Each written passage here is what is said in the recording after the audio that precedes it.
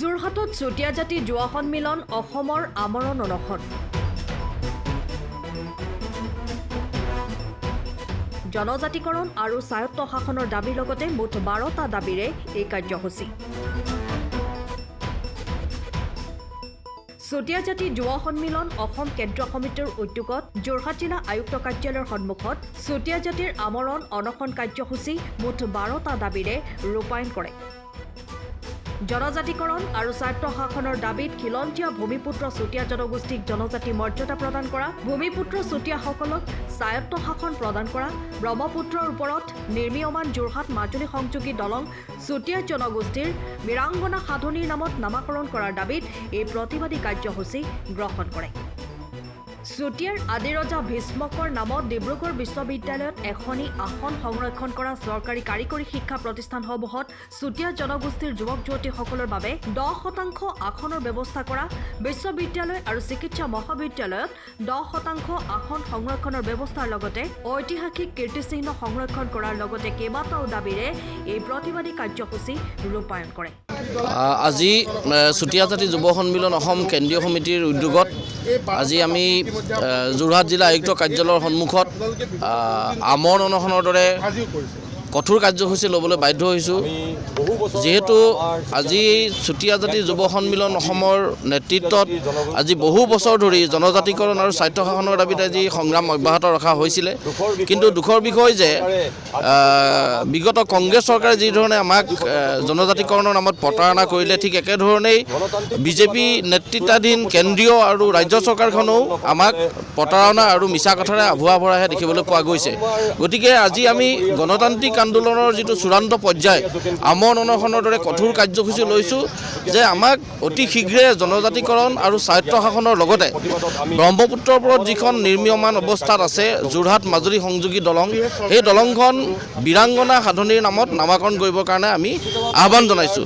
ইতিমধ্যে আপোনালোক সকলোৱে জ্ঞাত যে এই যিখন বিজেপি নেতৃত্বাধীন চৰকাৰ, এই চৰকাৰখনে ভূমিপুত্ৰসকলৰ সুৰক্ষাৰ কথা কয়। ভূমিপুত্ৰসকলৰ তেখেতসকলে সুৰক্ষাৰ কাৰণে তেখেতসকলে চিন্তা চৰ্চা কৰি আছোঁ বুলি কয়। কিন্তু যদিহে অসমৰ 6 জনগোষ্ঠীৰ জনজাতিকৰণ বা চুতীয়া জনগোষ্ঠীৰ দৰে এটা ভূমিপুত্ৰৰ যদি জনজাতিকৰণ নহয়, তেতিয়াহ'লে ভূমিপুত্ৰসকলৰ সুৰক্ষা কেনেদৰে সম্ভৱ হ'ব? গতিকে আজি আমি এই অনশনস্থলীৰ পৰাই বিজেপি চৰকাৰক আমি আহ্বান জনাইছোঁ, দাবী জনাইছোঁ যে 2026 চনৰ বিধানসভা নিৰ্বাচনৰ পূৰ্বেই চুতীয়া জাতিক জনজাতিকৰণৰ মৰ্যাদা প্ৰদান কৰক, স্বায়ত্ত শাসনৰ মৰ্যাদা প্ৰদান কৰক। ইয়াৰ অন্যথা কিন্তু ইয়াতকৈও কঠোৰ আন্দোলনৰ কাৰ্যসূচী ল'বলৈ আমি বাধ্য হ'ম আৰু 2026 যি বিধানসভা নিৰ্বাচন আহি আছে, এই নিৰ্বাচনত নিশ্চিতভাৱে চুতীয়াসকলে বিজেপি বিৰোধী এক স্থিতি ল'বলৈ বাধ্য হ'ব।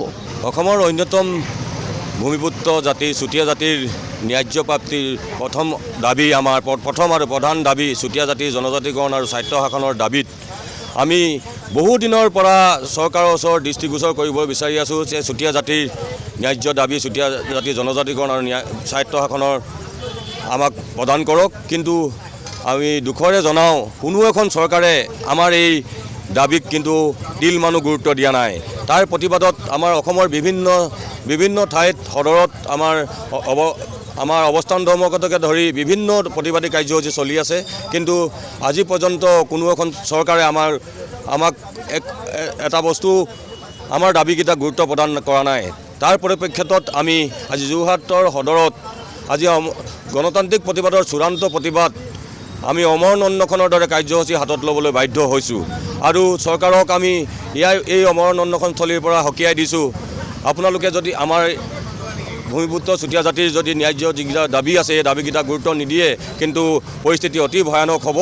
আমি অহা 26 চনৰ বিধানসভা যি নিৰ্বাচন আছে, নিৰ্বাচনৰ আগে আগে আমাৰ দাবীকেইটা যদি পৰিপূৰ্ণ নকৰে, কিন্তু আমি বিজেপি চৰকাৰক অসমৰ শাসনৰ পৰা ক্ষমতাচ্যুত কৰিবলৈ কিন্তু কুণ্ঠাবোধ নকৰোঁ। আমি গাঁৱে ভূঞে গৈ আমাৰ চুতীয়া জ্ঞাতি ৰাইজক আমি বিজেপি চৰকাৰৰ বিৰুদ্ধে বিপুল জনমত গঠন কৰি তেওঁলোকক কিন্তু আমাৰ অসমৰ পৰা ক্ষমতাচ্যুত কৰিবলৈ আমি বদ্ধপৰিকৰ হৈছোঁ। আৰু হাতত চুতীয়া জাতিয়ে এইবাৰ কঁকালত টঙালি বান্ধি লৈছে, বিহু মাৰিবৰ কাৰণে নহয়, বিজেপি চৰকাৰৰ বিৰুদ্ধে আমি জনমত গঠন কৰি বিজেপি চৰকাৰক পুলিয়ে পোখাই কিন্তু অসমৰ পৰা আমি উফৰাই পেলাবলৈ কঠোৰ সিদ্ধান্ত হাতত লৈছোঁ।